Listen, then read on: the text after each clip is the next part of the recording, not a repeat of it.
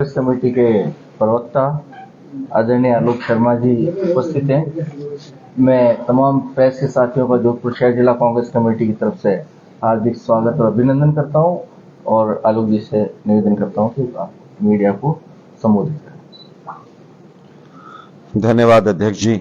यहाँ पर हमारे दूसरे जिला अध्यक्ष महोदय नरेश जी, सलीम भाई और मेरी साथी चैनिका उनियाल जी, और इस हॉल में आप लोग आए अपना कीमती समय देकर। सबसे इंपॉर्टेंट हमारे लिए प्रेस के तमाम पत्रकार बंधुओं, सभी का इस प्रेस प्रांगण में आपका स्वागत है।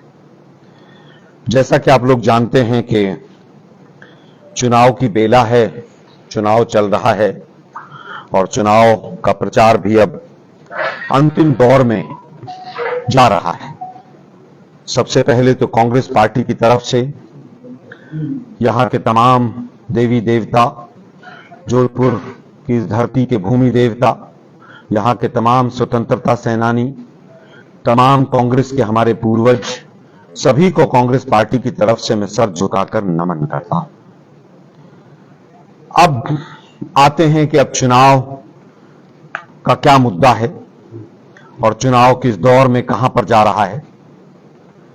आप लोग देख रहे हैं कि कांग्रेस पार्टी ने 5 वर्षों में जनता के लिए, राजस्थान की गरीब जनता के लिए, राजस्थान के विद्यार्थियों के लिए, राजस्थान की महिलाओं, किसानों, अगड़ों, पिछड़ों, सबके लिए तमाम हमने योजनाएं यहां पर हम लेकर आए और राजस्थान अपने आप में एक पूरे देश के लिए विकास का रोल मॉडल हो गया। और यही कारण है कि इस विकास के रोल मॉडल में जो राज्य लगभग 3-3.5% विकास दर पर अटका हुआ था कई पंचवर्षीय योजनाओं से, वो 11.04 पर जीडीपी ग्रोथ रेट में पहुंच गया। और आप देखिए किस तरह से एग्रीकल्चर ग्रोथ रेट हो, चाहे किसानों की बात हो और चाहे किसानों के पशुओं की बात हो, हर जगह प्रयास किया गया कि जनता तक, जनता के आखिरी छोर तक उसका बेनिफिट मिले। तमाम जो योजनाएं यहां पर चली वो आप सब लोगों से किसी से भी छुपी हुई नहीं है। चाहे वो 25 लाख का हमारा चिरंजीवी योजना का बीमा हो, चाहे ओल्ड पेंशन स्कीम की बहाली हो, चाहे 10 लाख का एक्सीडेंटल बीमा हो, चाहे लंपी के समय पर 40,000 रुपए गाय का मुआवजा हो, और चाहे इंश्योरेंस की बात किसानों की हो, फसलों की हो, हर दिशा में हमने काम किया। प्रशासनिक आधार पर अगर देखें, सैकड़ों नई तहसील सामने आई, 2 दर्जन के करीब नए जिले सामने आ गए, कमिश्नरेट 3 नई आ गई। प्रशासन के आधार पर चाहे वो रोजगार की बात हो, 2 लाख से ज्यादा हमने सरकारी नौकरियां दी और लगभग 2 लाख के करीब ही पाइपलाइन में है। पूरे हिंदुस्तान में ऐसा कोई दूसरा एग्जाम्पल नहीं।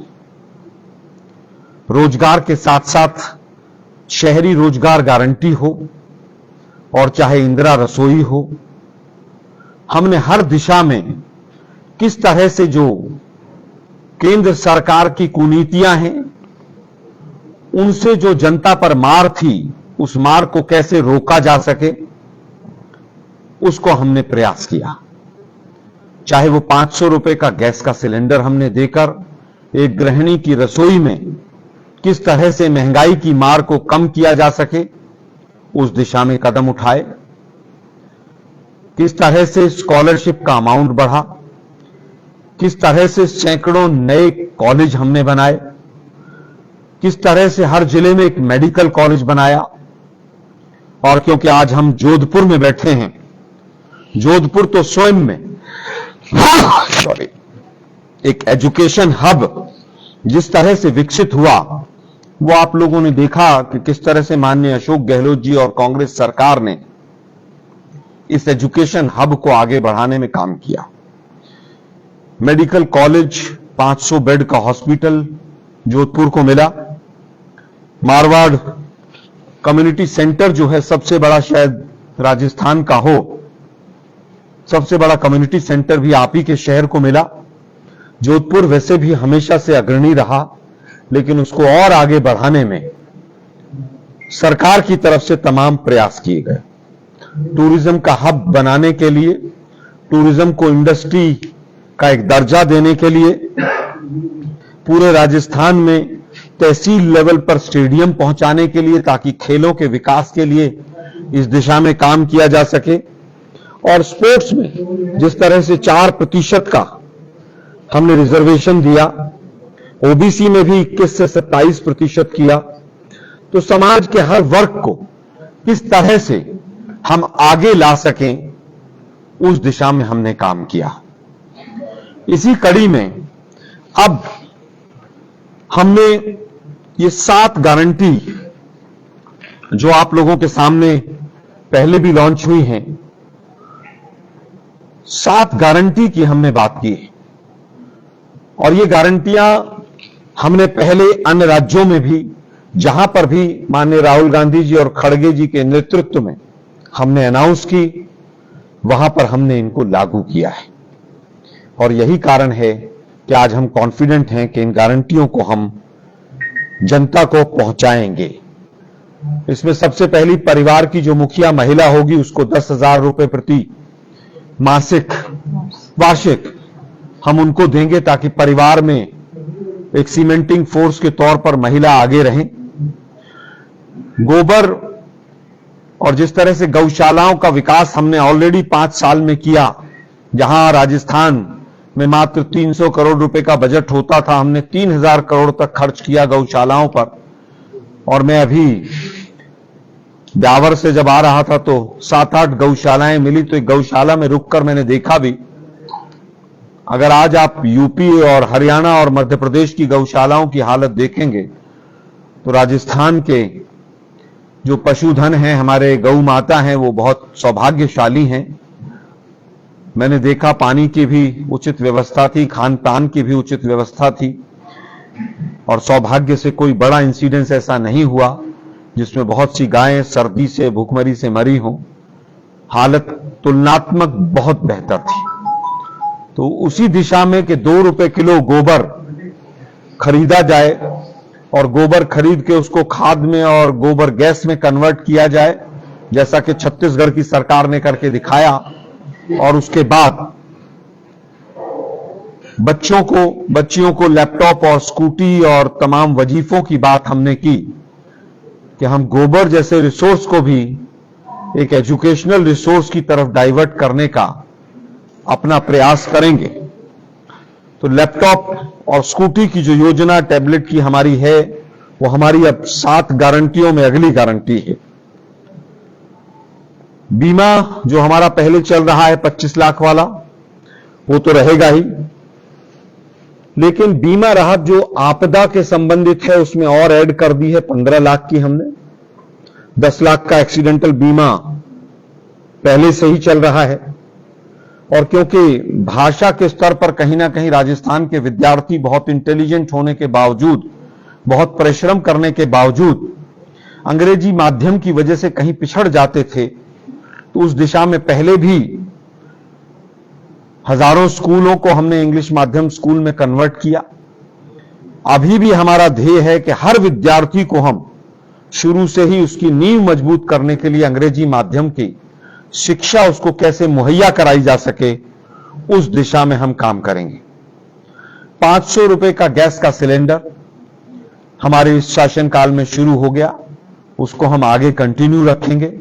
और इसमें लगभग 1 करोड़ से ज्यादा जो कनेक्शंस हैं उनको फायदा हो, 1 करोड़ 4 लाख के करीब, ये सुनिश्चित किया जाएगा कि उनको 500 रुपए में गैस का सिलेंडर मिले। तो जो झूठे वायदे थे, बहुत हुई महंगाई की मार, अब की बार उनकी सरकार, उससे निजात यहां की जनता को दी जा सके, इस दिशा में काम होगा।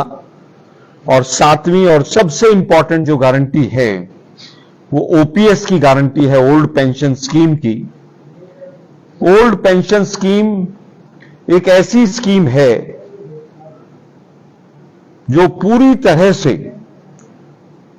हमारे जो घर के बुजुर्ग हो जाते हैं, ओल्ड सिटीजन्स हो जाते हैं, उनको बाद में दिक्कतें आती हैं, उन तमाम चीजों से निजात पाने के लिए, क्योंकि लाइफ एक्सपेक्टेंसी रेट बढ़ रहा है, जीवन की जो आयु की जो दिशा है वो बहुत अच्छी है। अब 70 वर्ष, 80 वर्ष, 90 वर्ष तक जीवन जाता है परमात्मा के आशीर्वाद से। तो मुझे लगता है कि ओल्ड पेंशन स्कीम बहुत इंपॉर्टेंट है परिवार को संभालने के लिए। सरकारी कर्मचारियों जो अपने पूरे जीवन में समाज के लिए काम करते हैं और ओल्ड एज में जाकर उनको दिक्कत होती है, ओपीएस अपने आप में बहुत बड़ी गारंटी है।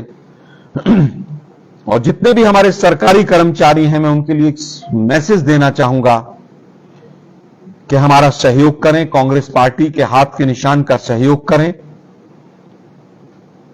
अगर भाजपा की सरकार गलती से भी आ गई, जिसके दूर दूर तक कोई चांस नहीं दिख रहे हैं, तो सबसे पहले ओल्ड पेंशन स्कीम पर कुठाराघात किया जाएगा। दूसरा, 500 रुपए के सिलेंडर के ऊपर कुठाराघात किया जाएगा, क्योंकि जो इनका मैनिफेस्टो आया है उसमें केवल उज्ज्वला तक टर्म्स एंड कंडीशंस लगा के, स्टार लगा के इन्होंने 450 रुपए की बात की है। तो मुझे लगता है कि सरकारी कर्मचारी आज मेरी बात को बड़े गौर से मीडिया के साथियों के माध्यम से सुनेंगे और इस दिशा में अपना विचार चिंतन और मंथन के साथ मतपत्र के माध्यम से, ईवीएम मशीन के माध्यम से व्यक्त करेंगे। ये 7 हमारी गारंटियां जो हैं, कांग्रेस की जो गारंटी कार्ड है, ये आप लोगों के सामने। मैं समझता हूं कांग्रेस पार्टी आज पूरी तरह से सकारात्मक चुनाव प्रचार कर रही है और भाजपा पूरी तरह से नकारात्मक चुनाव प्रचार कर रही है, जो कि उनके जीन्स में है, उनके ब्लड में है। वो हमेशा से हत्याओं पर अपना चुनाव प्रचार खड़े करते हुए देखे गए हैं। वो हमेशा से महिला की अस्मिता के ऊपर अपना चुनाव प्रचार खड़ा करते हुए देखे गए हैं। अपने अंदर, अपने गिरेबान में कभी नहीं झांकते हैं। वो दूसरे राज्यों के मुख्यमंत्री यहां आकर प्रवचन देते हैं, केंद्र के मंत्री यहां आकर झूठ बोलकर चले जाते हैं जोधपुर के अंदर, क्योंकि वो फितरत है झूठ बोलने की, डिवाइड एंड रूल की, और उसी फितरत पर वो राजस्थान की जनता को गुमराह करना चाहते हैं। मैं तो एक छोटा सा इंसान हूं, लेकिन राजस्थान की जनता बहुत चिंतन और मनन के साथ अपनी मत का उपयोग करेगी और हमें उम्मीद है कि जो लोग ये बहकावा करने वाले आ रहे हैं, दूसरे राज्यों से जो लोग यहां पर आ रहे हैं, उनकी बात का मुंहतोड़ जवाब राजस्थान की जनता निडर होकर चुनाव के दिन 25 तारीख को मत के रूप में देगी। इसी कामना के साथ मीडिया लोकतंत्र का चौथा स्तंभ है। हमारी सरकार की आप लोग आलोचना भी करते हैं और उसको हम स्वीकार करते हैं, लेकिन आज हम करबद्ध निवेदन करना चाहेंगे कि कांग्रेस सरकार की जो नीतियां और जो हमारा वचन पत्र है, उसकी जो अच्छाइयां हैं, उसको आप जनता तक मीडिया के माध्यम से पहुंचाएंगे, ऐसा हमारा निवेदन है। अब आपके सभी तमाम प्रश्न सादर आमंत्रित हैं।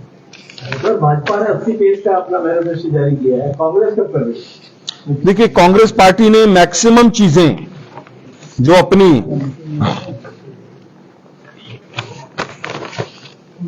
7 गारंटी कार्ड में व्यक्त की हैं, इसका एक विस्तृत रूप जल्द आपके बीच में आएगा। उसमें सामाजिक सुरक्षा से लेकर तमाम चीजें जो हैं वो उसके अंदर रहेंगी। अब आपने कहा कि उन्होंने 80 पेज का व्यक्त किया, वो 80 का कर दें और 180 का कर दें, उससे कोई फर्क नहीं पड़ता है। ये कहावत है कि ना 9 मन तेल होगा ना राधा नाचेगी। तो उनको आज कुछ भी कहना किसी भी रूप में मायने नहीं रखता है। उन्होंने पूरी तरह से जो मोदी साहब घोषणाएं दिल्ली में करते हैं उसके विपरीत अपना संकल्प पत्र निकाला है, और इस संकल्प पत्र नहीं है, बहकावा छलावा पत्र है। पूरी तरह से झूठ का एक पत्र है ये, पूरी तरह से। वो कहते हैं कि हम यहां पर उज्ज्वला स्कीम में 450 रुपए का सिलेंडर कर देंगे। तो भैया आपको किसने रोका था कि आप 450 का बाकी राज्यों में करें? मध्य प्रदेश में वो कह रहे हैं हम 500 का कर देंगे। एमएसपी की बात करते हैं, 3 काले कृषि कानून लेकर आते हैं। सुप्रीम कोर्ट में फरवरी 2015 में मैसेज देते हैं, हलफनामा देते हैं 700 पेज का कि C2 मेथड के बाद एमएसपी प्लस 50% हम दे ही नहीं सकते हैं। और राजस्थान में आकर अपने वचन पत्र में, संकल्प पत्र में, पता नहीं कौन सा पत्र है वो, झूठ का पत्र मानता हूं मैं उसको, उसमें आकर कहते हैं कि हम एमएसपी जो है वो 2700 रुपए गेहूं की दे देंगे। तो वे बाकी राज्यों में क्यों नहीं दे देते हैं आप? इसका मतलब दे सकती है केंद्र सरकार, और अगर दे सकती है तो हमें केवल यह बताइए कि मध्य प्रदेश में आज तक क्यों नहीं दिया? 18 साल से आपके पड़ोस का राज्य गुजरात का है, तो गुजरात में आपने क्यों नहीं दिया? उत्तर प्रदेश में आपकी 7 साल से सरकार है, उत्तर प्रदेश में आपने क्यों नहीं लागू किया? केवल राजस्थान की जनता को छलने के लिए ये लोग यहां पर आए। मोदी साहब ने कहा कि मानगढ़ धाम को हम ट्राइबल डेस्टिनेशन और राष्ट्रीय स्मारक बनाएंगे। अब फिर वो मैनिफेस्टो में आ गया। अरे भाई, आपकी सरकार केंद्र में रही 5 साल, यहां पर वसुंधरा जी की सरकार रही, किसी ने मना तो किया नहीं था। आपने 2018 में भी वादा किया ईआरसीपी का, जो ईस्टर्न कैनाल प्रोजेक्ट है। अब फिर कहना कि साहब हम इसको समयबद्ध तरीके से लागू करेंगे, उसी वचन पत्र में, संकल्प पत्र में है। तो भाई समयबद्ध तरीका कौन सा है जरा बता दीजिए। आप तो हमेशा से सतलुज यमुना लिंक पे भी वोट मांगते रहे, और देश के प्रधानमंत्री अगर झूठ बोलें तो ये सब हमारे लिए भी, सबके लिए दुर्भाग्य की बात है कि वो कुछ भी कहकर चले जाते हैं। बौखलाहट है, और बौखलाहट अगले आने वाले दिनों में और बढ़ेगी, क्योंकि राजस्थान से पहले जो 2 राज्यों में, 3 राज्यों में चुनाव हुआ है, मिजोरम सुपड़ा साफ हो गया इनका। छत्तीसगढ़ में 20 सीटों में से 17 हम जीत रहे हैं पहले फेज में। मध्य प्रदेश और छत्तीसगढ़ के दूसरा जो फेज हुआ छत्तीसगढ़ का, हम क्लीन स्वीप कर रहे हैं। तीनों राज्यों में 2/3 बहुमत से हमारी सरकार आ रही है। और यही कारण है, आप देखिए परसों के बाद से मोदी जी की भाषा शैली किस तरह की निम्न स्तर की हो गई। आप ऐसे ईवीएम का बटन दबाइए कि फांसी पे। अरे भाई, देश के प्रधानमंत्री हैं आप। राजस्थान में कांग्रेस पार्टी छूमंतर हो जाए। अरे भाई, आप 9 साल से, 9.5 साल से देश के प्रधानमंत्री हैं, और यहां के एक बड़बोले आपके केंद्र के मंत्री भी हैं जोधपुर के। हम तो पूरा अभी शहर क्रॉस करके आए, उनके नाम का एक पत्थर मुझे कहीं दिखाई नहीं दिया कि उन्होंने कोई सकारात्मक काम इस शहर के लिए किया हो। लेकिन बातें बहुत बड़ी बड़ी हैं। वही अंग्रेजों वाले समय का जो ब्लड की जीन्स है उनकी, डिवाइड एंड रूल, किस तरह से रामनवमी पे पत्थर चलवा दो, फला कर दो, ढिकड़ा कर दो। देश के प्रधानमंत्री ने आकर एक कन्हैया लाल का मुद्दा उठाया, जब खुद फंसे उसके अंदर तो पीछे हट गए। अब 2-3 दिन से नहीं उठा रहे हैं उस मुद्दे को। पता चला कि वो तो फाइलें तो एनआईए के पास दिल्ली पड़ी हैं। पता चला कि वो तो कार्यकर्ता भाजपा के थे और फाइलें इसीलिए लेकर गए थे कि बचाया जा सके। और कन्हैया के लिए हमारी सरकार ने, केंद्र ने तो कुछ किया ही नहीं। जो भी किया अशोक गहलोत जी की सरकार ने किया, नौकरी हो चाहे मुआवजा हो। तो मुझे लगता है कि आज भाजपा पूरी तरह से बैकफुट पर है, और यही कारण है कि गडकरी जी जब आए यहां पर तो उनको भी एक पता नहीं कौन सा पर्चा झूठ का पुलिंदा पकड़ा दिया। तैयारी के साथ तो आए नहीं थे। एक कोई पुल वुल का भी निरीक्षण करा दिया 10-20 सेकंड वहां खड़ा करके। अरे भाई, आप पुल का निरीक्षण करने आए तो प्रॉपर सर्वे होता, कुछ होता। लेकिन दुर्भाग्य यह है कि 9.5 साल तक तो जोधपुर किसी को याद ही नहीं आया। अब जोधपुर याद आया आप लोगों को। साथ के साथ आप देखिए कि किस तरह से सरेआम झूठ बोल रहे हैं कि 33 मेडिकल कॉलेज खोले। मैं तो पूछना चाहता हूं, केंद्र सरकार ने अगर पिछले 5 साल में कोई 2 मेडिकल कॉलेज खोले हों और उसमें बच्चे पढ़ने लग गए हों और एमबीबीएस के एडमिशन नीट से हो गए हों तो जरूर बताएं। देश के प्रधानमंत्री नहीं बता पा रहे हैं कि क्या क्या किया। गडकरी साहब आए तो 5-6 राज्यों की नदियों के नाम गिना के चले गए। वहां से ऐसा होगा, फिर वहां से ऐसा होगा, जैसे मोदी जी करते हैं। 2022 आएगा और 75 साल पूरे होंगे, फिर हर घर में जल होगा और जल में नल होगा और नल के नीचे बाल्टी होगी, बाल्टी के नीचे डब्बा होगा। अभी कहानियां सुनते सुनते अब कान पक गए लोगों के। लोग पूछ रहे हैं कि जो 32 रुपया पर कैपिटा किसान की आमदनी थी वो घटकर 27 क्यों हो गई। आप तो कह रहे थे कि 2022 में किसान की आमदनी डबल हो जाएगी। आपने डबल क्या किया? आपने डबल कर दिया insecticide, pesticide, fertilizer, diesel, petrol, बीज के दाम, सबके दाम आपने डबल कर दिए। लेकिन किसान की आमदनी घट गई, उसका जवाब बिल्कुल नहीं देते हैं। ऊपर से कुठाराघात करते हुए 2016 के बाद किसानों की आत्महत्या की जो आंकड़े आते थे 2016 के बाद बंद हैं, क्योंकि उनका काला चिट्ठा सामने आ जाएगा। एनसीआरबी ने 2016 के बाद किसानों की आत्महत्या के आंकड़े पब्लिश करने बंद कर दिए और बातें किसानों के लिए बड़ी बड़ी करते हैं। मोदी जी का बस चले, इनका बस चले तो ये लोग पूरे जोधपुर को चांद पर घूमने के लिए भेज दें कि 2 दिन का चांद पर विजिट होगा और सब आप घूम कर आएंगे। मेरा कहना है कि हमारे जो गारंटी पत्र आए, तमाम जो राज्यों में घोषणाएं रही, उसी का एक पुलिंदा उन्होंने एक बुकलेट की फॉर्म में पब्लिश कर दिया। इसके आगे कुछ नहीं है। उनको समझ आ गया 5-0 हो रहा है, बीजेपी कहीं भी नहीं आएगी। केंद्रीय मंत्री नरेंद्र सिंह तोमर के बच्चे का वो वीडियो वायरल हो रहा है, उनके बेटे का, उस पर क्या कहना आपका? क्योंकि भाजपा को जवाब नहीं दे रही है। देखिए, भाजपा जवाब कैसे देगी? भाजपा जवाब दे ही नहीं सकती। आप अफीम और गांजे की खेती कनाडा में जाके करवा रहे हैं और अभी तो उसकी चेन आ रही है पूरी, और भी 1-2 एपिसोड आएंगे उसके। मैं आज आपको बता के जा रहा हूं वो व्यक्ति कैसे पंजाब की जेल से निकला, कैसे उनके घर पर गया, कैसे बच्चों के साथ रहा, कैसे उनके ड्राइवर ने नेपाल पहुंचाया, कैसे पैसा पहुंचा और कैसे वहां से तमाम ड्रग्स के जो रॉ मटेरियल हैं उसके सैंपल कोरियर से कनाडा से आते रहे इनके घर पर 3 कृष्णा मेनन मार्ग पर। उसका पूरा लेखा जोखा, पूरे चेन हमारे पास मौजूद है और सोशल मीडिया में मीडिया के साथियों के पास, आपके पास मौजूद है। वो साफ कह रहा है व्यक्ति कि ऐसे ऐसे हुआ, ये हुआ। लेकिन ईडी, सीबीआई, इनकम टैक्स सब शायद लगता है राधा कृष्ण का भजन करने सब वृंदावन चले गए। वो रिया चक्रवर्ती एक बच्ची थी, वो गांजे की कोई 10 ग्राम की पुड़िया के ऊपर शक पे वो नोएडा के मीडिया के साथियों ने उस बच्ची के मुंह में बूम थूक दिया था, उसका घर से निकलना दूभर कर दिया था।